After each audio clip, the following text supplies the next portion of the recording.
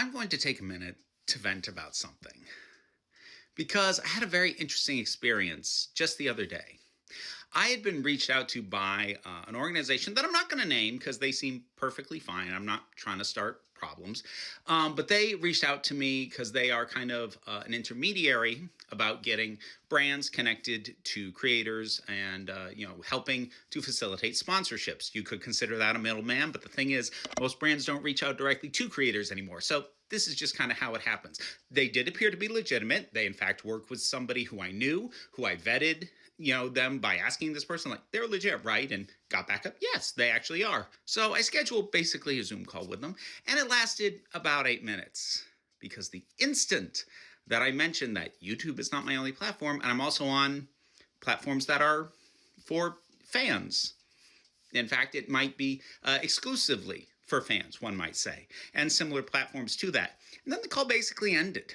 Now, officially, and I'm not even inclined to say that they were lying, but officially, their stance on that was, we don't believe we have enough brands in our that we're in contact with who that wouldn't be a deal breaker for. And so because this would severely narrow how many people we could even present to you, this probably isn't a good use of your time or ours in this case. And again, I don't necessarily think that was a line. I think that might well be true. And to a certain extent, I get it.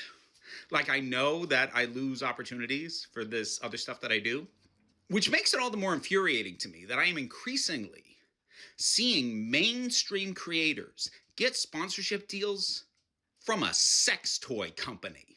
I've seen Princess Weeks do it. I've seen Danny goddamn Mata do it. And I have nothing against either of them. I like them both. I actually kind of know Princess Weeks a little bit. And the reason I saw this is because I'm subscribed to them, so I like their stuff. But do you know how infuriating it is that I can barely get a single video up on my personal channel that doesn't get demonetized no matter how I word what I'm talking about, but they can advertise for sex toys on Maine and be paid for it?